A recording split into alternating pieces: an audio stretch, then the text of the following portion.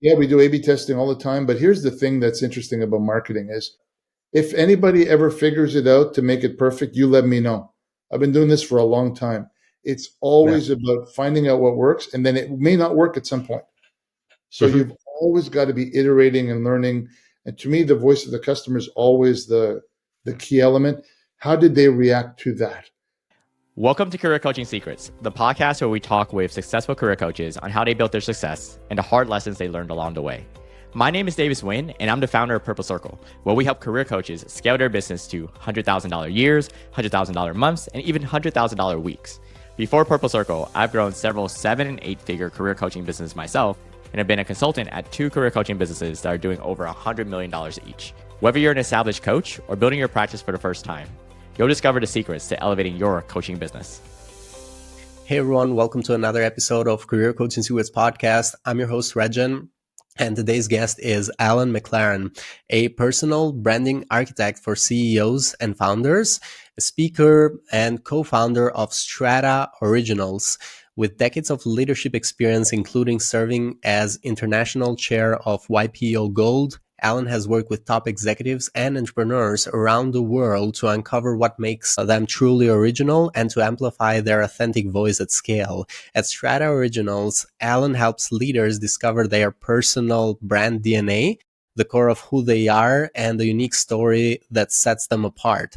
From there, he guides them through building brands rooted in authenticity, not polished personas, so they can lead with trust, visibility, and impact in an increasingly noisy marketplace. And it's a pleasure for me to have him on the podcast today. Welcome to the show, Alan. Thanks, Regin. I'm excited to speak to you. Thank you. Thank you for coming, Alan. And wanted to ask you, when it comes to your beginnings with your business, with your branding coaching business, it's been around 5 years and a half since you started it, right? That's correct. Yeah, we had a marketing agency, a traditional marketing agency for over 18 years where we did everything that a marketing agency would do, but then we saw a bit of a gap. You know, sometimes you like to help your coaches understand their business model. We had a gap in our business model. When AI showed up, the target audience we had would be using a lot of AI, so we had to do a switch. So we did a pivot just around COVID, and we started to look inside our business and said, what do we do well that no one's doing outside of that? And that was the area of personal branding. It hadn't been productized in a way that was easy to buy. So we said, let's test it inside our business that we had.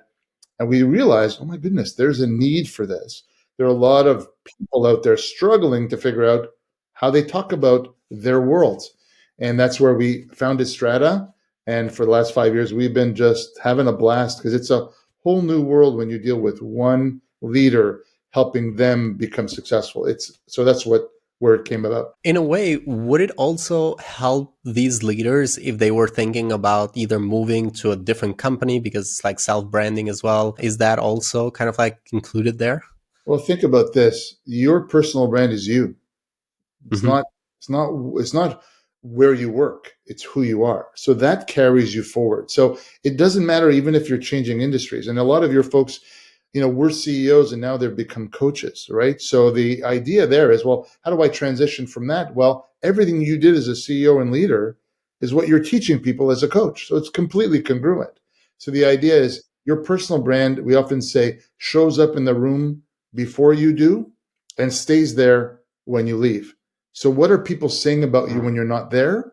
That's your personal brand. That can go from company to company, from job to job, because it's all about you and your expertise and your credibility. And that's what you have to learn about yourself first before you can Mm-hmm. actually express that outward. And most people don't spend time on them. I didn't.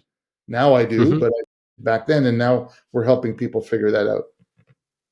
So interesting, so powerful to say what people say about you when you're not around, because when you're around, usually no one's going to say anything bad about you, right? You would think, but here's the interesting thing. When we ask people that question, one of the questions we ask is, how will people describe you when you're not there, Regin? And you'd say, well, they'd say this, I don't know. Then wouldn't it be nice to know? So it makes sure there's a congruency between what you want them to say about you and what they say about you. And let me tell you a quick story. When I started this journey 6 years ago, I had a marketing agency and I was part of YPO, and part of YPO is all about leadership. I thought, they're going to want me because of my expertise in marketing. So I did videos on marketing and I did videos on leadership. No one cared that I knew stuff about marketing. All they cared about was leadership because they experienced me as a leader. So that test taught me that it's not how I think I see myself, it's how people see me. So now they see me as leadership and personal branding, which actually go together. And now it's completely congruent with the work that I'm doing. How can someone change what people say about them when they're not around? Like they have some sort of like built-in opinion or like thought about you. How do you change that? Well, if you're not a nice person, then you're not going to Mm-hmm. be a nice person, right? But Mm-hmm. if, for example, I have a good friend of mine who's a coach, uh, nobody knows him outside of his friends. He's not active on LinkedIn. He's not active anywhere. I said, so how are people going to make a decision about what they don't know because you're quiet? And I often say this, and I'm saying this respectfully to a lot of coaches, those who aren't out there online, you're hiding behind your logo. That doesn't work. If you're a coach and a single coach and you have a business and you call it the Purple Circle, pick a name, nobody trusts that. They're hiring Mm-hmm. you as a coach because of what you know. And even that is further. How many business coaches are there? Lifestyle coaches, personality coaches, counselor. There's too many definitions of a coach. And even if you define yourself as a business coach, there are 100 different ways to define that. So in my friend's case, nobody knows him, so they can't make a decision. They say, oh, what a great guy, you're really smart. They stop at what he's good at.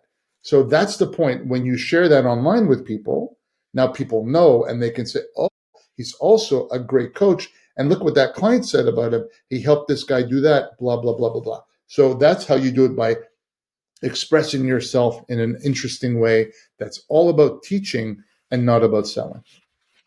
Interesting. That makes a lot of sense. And when think about the clients that you're working with right now, we did mention their CEOs, executives, but we also mentioned that it's not industry specific. Do you find that there is a certain demographic or psychographic that you typically find yourself working with? Is there like an ideal client profile, or you'd say it's kind of broad because Yeah. everyone kind of needs What's branding? interesting is, Rajan, is everybody could use their personal brand, but not everybody can afford a premium service, right? So there are coaches here that might charge $2,000 a month, or there are coaches that might charge $10,000 a month. We're at the higher end. So that means we have to target a higher persona, ergo, a founder, entrepreneur, CEO of a business about 200 million plus, or even 100 million plus is kind of our target audience. So when you start to think about that, they have a certain set of problems that they need to deal with, right? How are they Mm-hmm. growing their business? How are they attracting new employees? How are they doing this? When it comes to your audience, which is coaches, there really is, how do I differentiate myself and how do I make sure the world knows about me? That's the most important thing. And the fact that very few of them, at least actively, are out there, we work with coaches as well. And we get them to share everything they know. And they say, what do you mean share everything they know? I said, share everything you know. I do it. You ask me any question, there's nothing that's a secret. I will tell you everything strategy, because if you're my client, you'll go, but I can't do that anyways.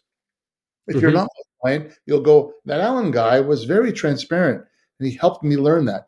The same with any coach that's listening today. If you have a strategy on financial management that's really good, share it, because they won't do it on their own. And if they Mm-hmm. won't do it on their own, they're not your client anyway. So it's important to determine that repelling in marketing is good too. Repel the Mm-hmm. people that are not your target audience. That's okay. And only attract the people that you want. That's what we try to do.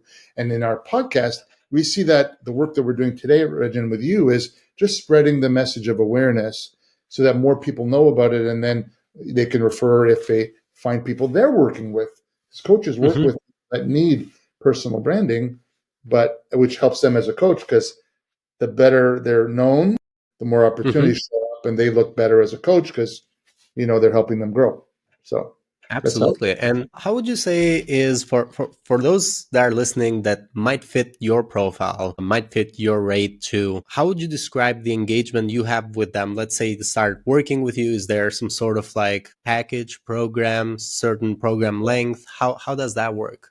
So we have a couple of different ones. But everybody we talk to goes through our what we call our leadership signal framework, which is the first step, which is essentially uncovering everything that they're about.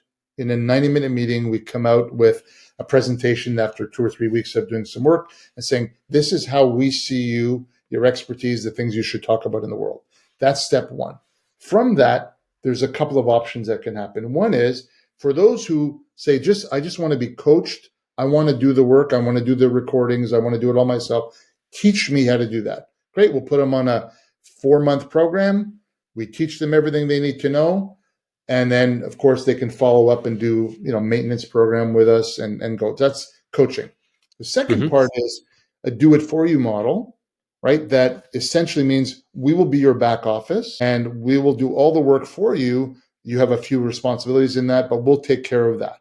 And then the interesting part that's a bit of a hybrid, which we're having a lot of great traction on, is having the CEO do the do it for you model and doing group coaching with his team or her team.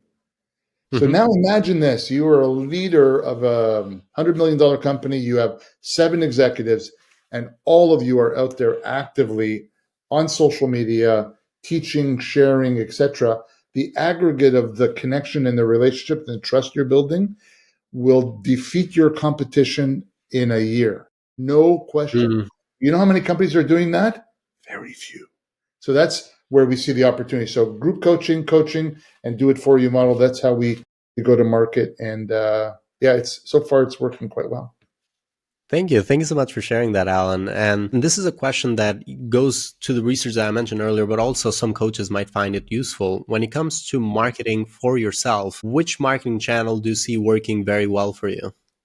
Well, we do a lot of content. So there's 2 parts to this conversation. We have a very comprehensive plan. One is my personal brand is part of the marketing. So I do exactly what I teach people to do. So if anybody wants to go to my LinkedIn and say, what does he do? What does he teach people to do? That. So that's very simple. Go look at it. You'll see it. Great. So newsletters, articles, blog posts, video recordings, actively on LinkedIn. That's my personal brand. My business partner, Leanne, does the same thing.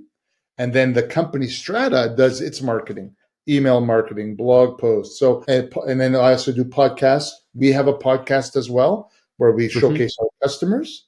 So all of those together, including doing free workshops and connecting with people in my YPO world, which is still a world that I'm involved in, all of those come together to drive opportunities for us. But it comes back to one thing that all coaches will understand: trust and relationships.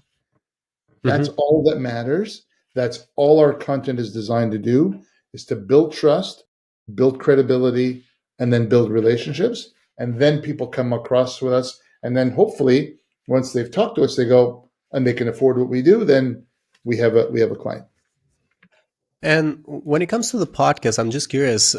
You mentioned that you bring out some of your clients on the podcast. Yeah. So every client that we have, the first time they get to share their story with the world is on our podcast. So it's a nice way to do that. And so they get comfortable with that. And of course, it's the beginning of how they get communicated out to their world, because it goes on their LinkedIn, right?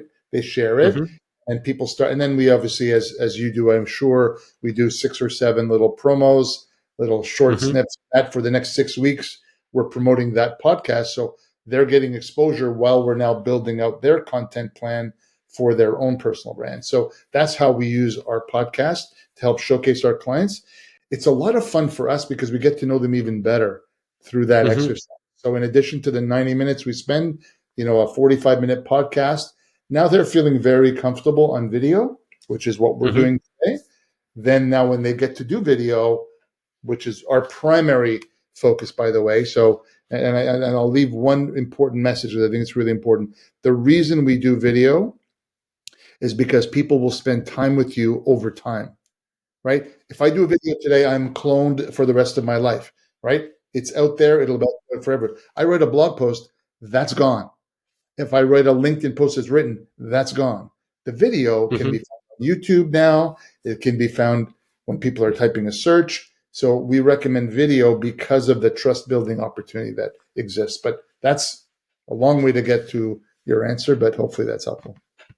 No, that was very helpful. And what I feel is like the video is also feels more authentic. Feels like there's a human behind it, not some AI who wrote the content on. Right. Because now we're also like we don't always trust if these articles that are being written every day they're AI or are they actually a person writing them? And most of the Yeah, time, yeah, most of the time is a mix of the two.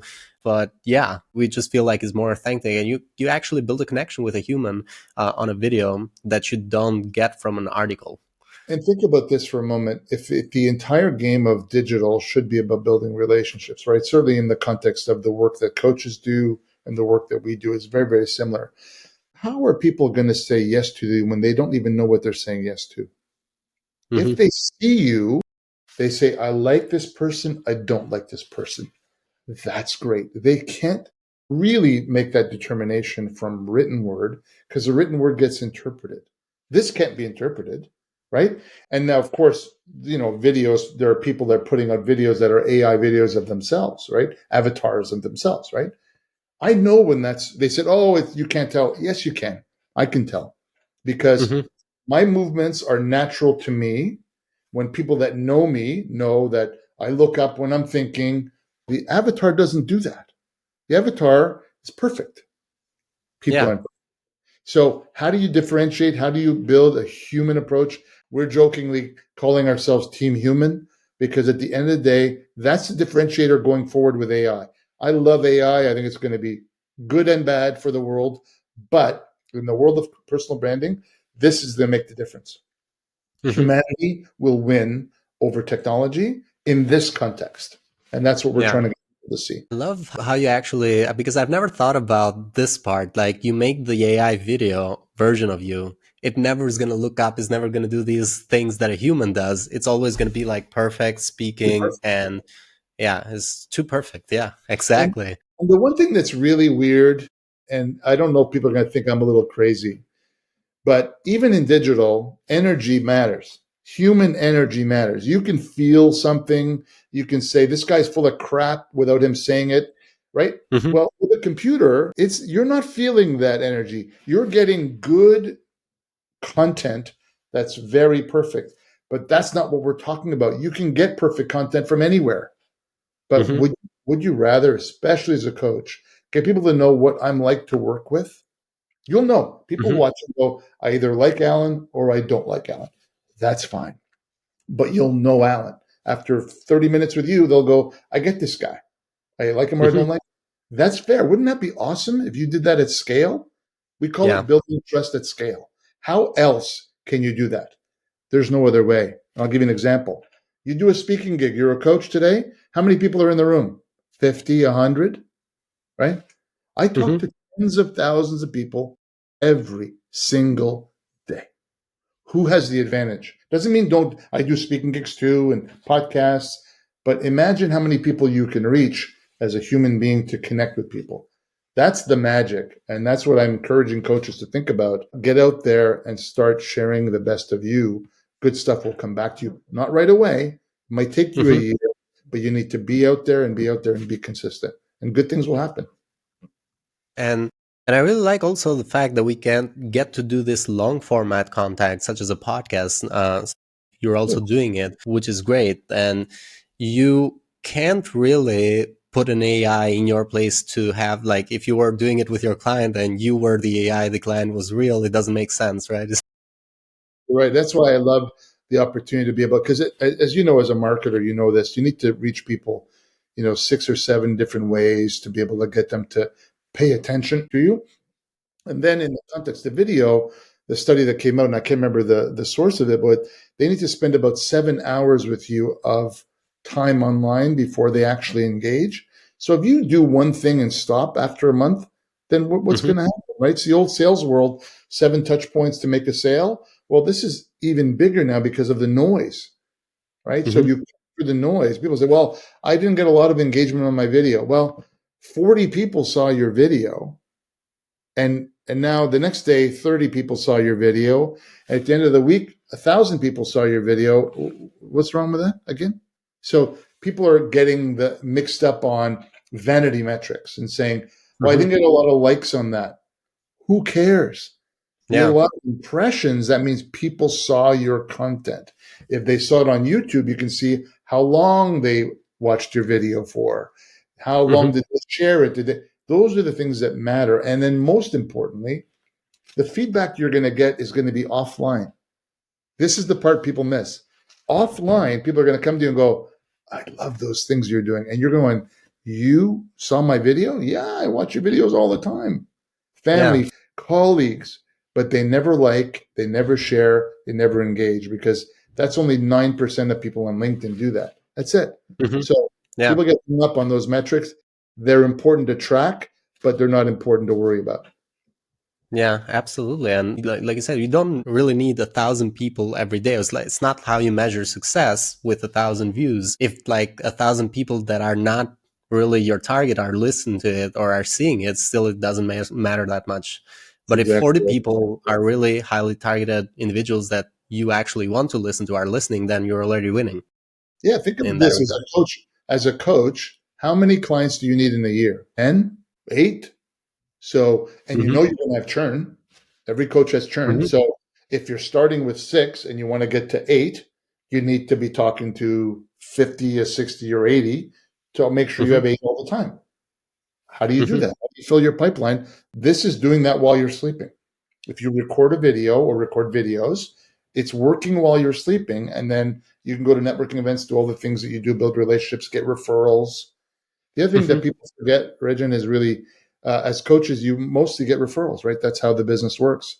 But if people don't Hmm. know you are and forget about you, because on your LinkedIn, the average, if you have 3,000 people on your LinkedIn, the average is that 300 to 500 will know what you do for a living. The rest won't.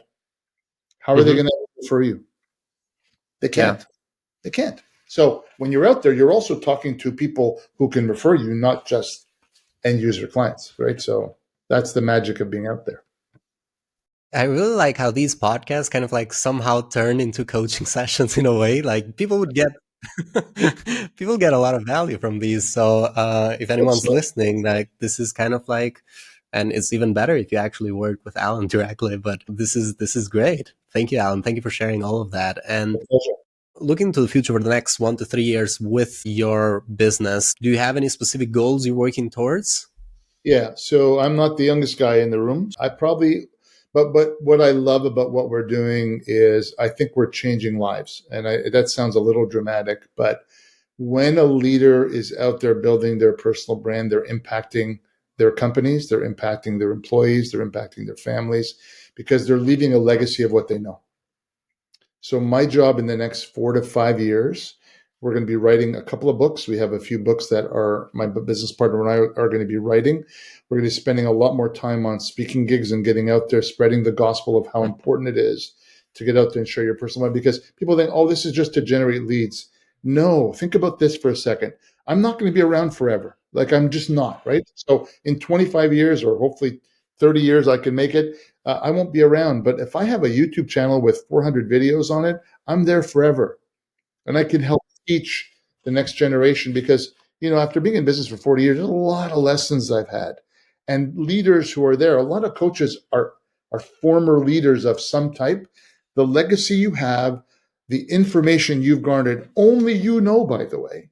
Your perspective is different than there's no other person with your perspective. None. So someone could follow my entire career path and go, oh, I did something similar to him. No, you didn't. Not with the same Hmm. conversations when I had to fire 300 people, when I had to, all those things are only I experienced as you did, Regin, in your life. You're a lot Hmm. younger, but you've experienced things already that I've never experienced. And I can't see it from the eyes of someone your age because you're your age Yeah. now. So Hmm. those are the things that I'm trying to get people to go. So as we move forward, we will also probably go online and make a lot of this stuff more accessible so that's more legacy based. Hmm. Probably in 2027 is kind of what we're thinking about. But the next year to 2 years is to spread the gospel, get the books written, and obviously drive the business opportunities for us in the next 18 months or so. And that's amazing. So 2 books, and are you thinking like specific timelines for these 2 books, or like is the first one coming soon? Or This one we think will be coming very soon. We're in the middle of writing it right now. I would say in the next 6 months we'll have that book out, and then the next book will be a year after that. We have so much we have to say. Can't do it all in one book. I agree. And yeah, by the time that people listen to the podcast, who knows if someone listens to this later, since this will live forever, you might already have done those books. So yeah, I'll cool. let you know. I'll let you know, and you can send a list out to everybody. So hopefully you all connect on LinkedIn, and you'll know when the book is out. So Cool. Yeah, we can give this a refresh too. So, wanted to ask you when it comes to investments and going back to the research, what have been some investments that you've done in your business that you feel very good about? Either you learned a lot or you got a good return from. And what have been some investments that you don't feel so good about, or you feel like, maybe I should have avoided them? you know, it's interesting. I was just having a conversation this morning with one of my teammates, and we had so on the marketing side of things. So forget personal branding for a second. On the marketing side, we created a lead magnet, which for those who don't know, a lead magnet is someone, let's say in our case was here's a personal branding worksheet for you to work on. So it helped you with your Mm-hmm. personal brand. So we distributed that out, and a lot of people loved it. It was really great, but it didn't generate any leads. But what we realized was, well, we built a distribution network. We built an automated system. All these people are on our newsletter today, and it built really good awareness for us. So now the lesson is it wasn't that was broken. It's now we need to change the tool so that it's more related to our target audience. So that's an investment that you think of. You say, well, it kind of failed, but it didn't really fail because it built a foundation to now build on. And we learned some things from that about how our target audience resonates. Because the one thing that's really interesting about what we do is we're building a new industry. Mm-hmm. No personal branding agencies 3, 4 years ago. There wasn't. Now there are Mm-hmm. probably hundreds. So that's why we went up market because we got to get away from the. But those are the investments I made. The other investments are we tried out all kinds of AI technology and are not using it. Just Mm-hmm. not ready for the work we're doing, especially the premium work we're doing. So we've made some investments in some of the technology and subscriptions, and they don't right now are not ready for prime time. But the biggest investment we make, and this sounds so trite, is listening to the voice of the customer. What does Mm-hmm. that mean? That means we track when we have a conversation with a client what their objections are, how we're positioning it, all of those things, because at the end of the day, we need to learn what they're thinking about, what their fears are, why they think it's icky to do personal branding. And then that helps us refine our messaging. We've probably in the last year refined our messaging 7 times because we Wow. learned from what works, what doesn't work, and now we've adjusted to this new target audience, which is a little bit higher level persona, but the problems that we're solving are still the same, right? Visibility, and building trust. That's the same problem we're solving. It's just that people don't always see themselves in that world. They can, oh, that's not for me. Good. Then good for you. You won't know what you're missing Mm-hmm. because there's opportunities out there you can't see because you're not out there. And I Simple. like that you're making adjustments fast too. Like, doesn't work, test it, doesn't work, move to the next one until you actually see the messaging actually clicking to people or working.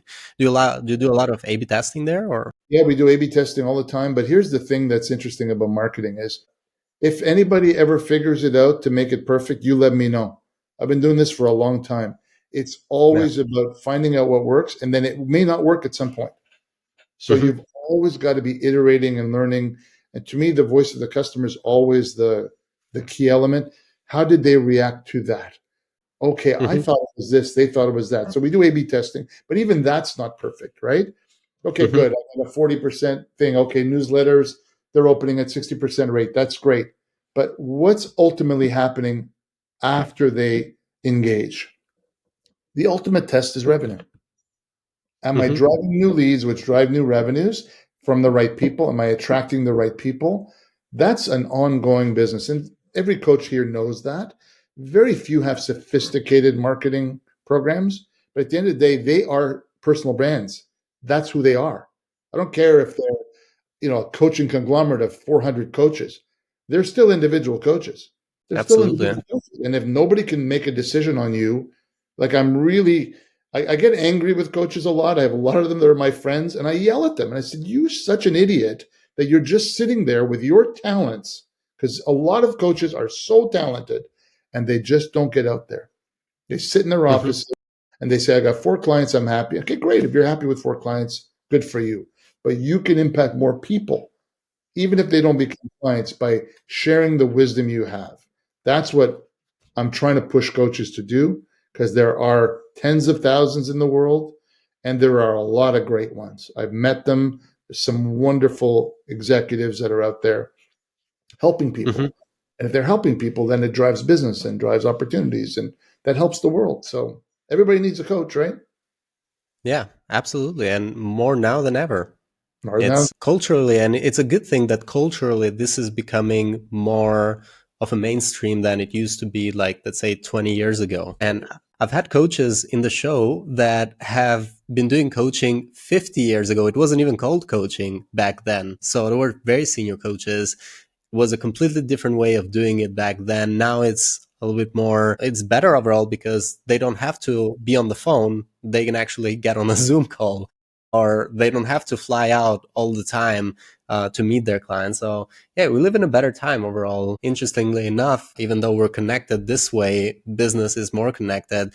Somehow socially, we're not as connected anymore, but that's a different topic. our entire business, Rajan, is virtual. I mean, very few exceptions in our city here in Toronto, where I am in Canada. There are a few clients that we have, but 98% of our meetings are this. Mm-hmm. It works. Is it Mm-hmm. perfect? No. But is it efficient? Yes. And the clients are happy because they get to be able to be efficient when they work with us as well, because they're busy Mm-hmm. people. CEOs, Yeah. coaches are busy people. So we've got to make sure our work's not obtrusive to them. It's additive to what they're trying to do in their life. And this is a nice way to do it. Absolutely, I agree. It's very efficient nowadays. So I wanted to also ask you, when it comes to your business and also think about your goals, like having the 2 books published and then doing some more speaking and just your business in general, where would you say right now do you face one of the main challenges, or like what is the challenge that you're trying to solve for next in your business? So the challenge for me is the opportunity is the challenge. So the opportunity for a CEO and their executive team to be out there is the opportunity and the challenge. What does that mean? People don't always see the problem. And if the CEOs don't see the problem, then they don't think that the solution is going to be them and their executive team being out there. So our job is to get them to a place where or at least find the ones that said, we're having trouble building trust out there. We're losing to our competitors. I'm having trouble attracting great executives to my team. I'm having trouble attracting great employees to my team.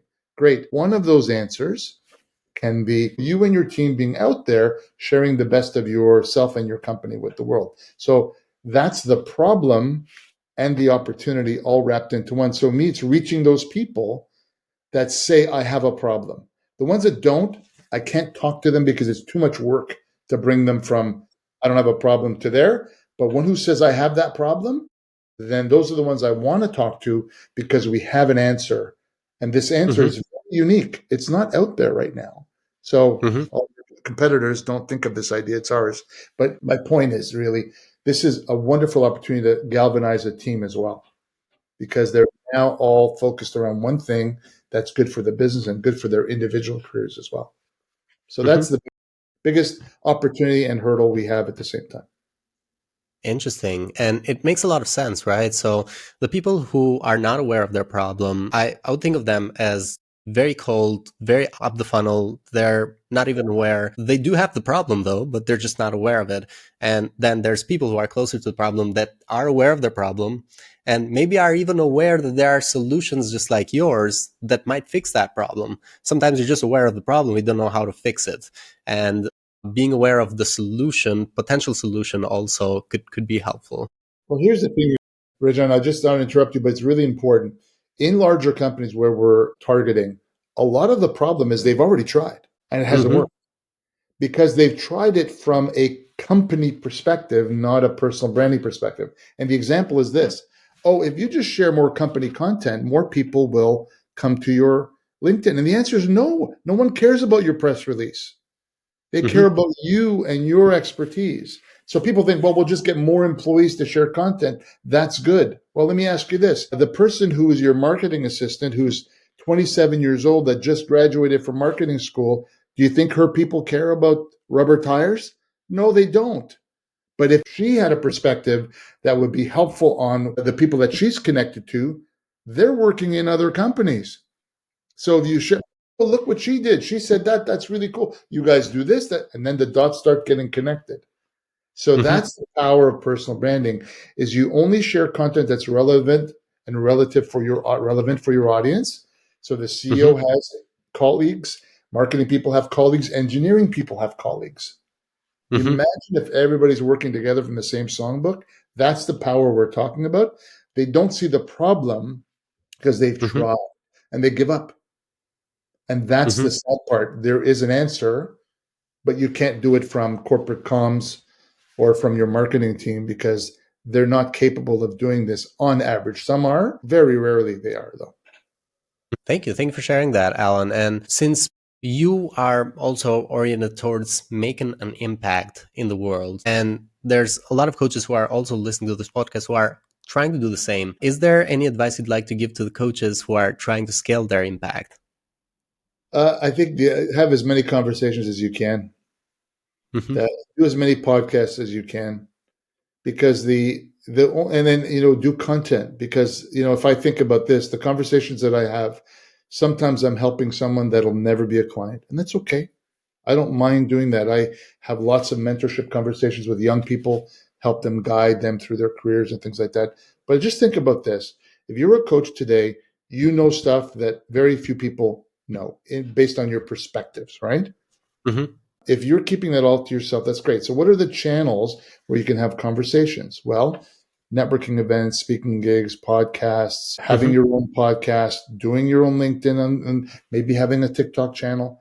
Those are all potential conversations. That's how you scale impact. There's been no better way to scale impact than what we are today. The opportunity is also the challenge because a lot of noise, right? So how do you cut through the noise? You cut through with the people that already know you.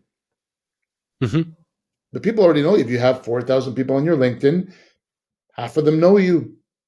So you start there, and then they bring you the other people by sharing and engaging and all that other stuff. And that's how you build. It becomes like building a house. You need to be patient. Two things I want to leave you with. If you do any content, you have to do it consistently and with longevity. What does that mean? If you choose to do a post once a week, don't leave this podcast and go, I'm going to do 3 posts a week and stop after a month. Not good. Algorithm doesn't like that. If you decide 1 post a week, do 1 post a week for a year, that's 52 posts. You do that and you do that for 5 years. And don't quit after 2. It didn't work. What didn't work? You did 1 post a week. Maybe you need to do 2 posts a week. Maybe you start incorporating video. Those are all the things that over time build trust for you with people that you know. That's how you get started. Thank you. Thank you. Thank you so much, Alan. And thank you so much for coming to our podcast today.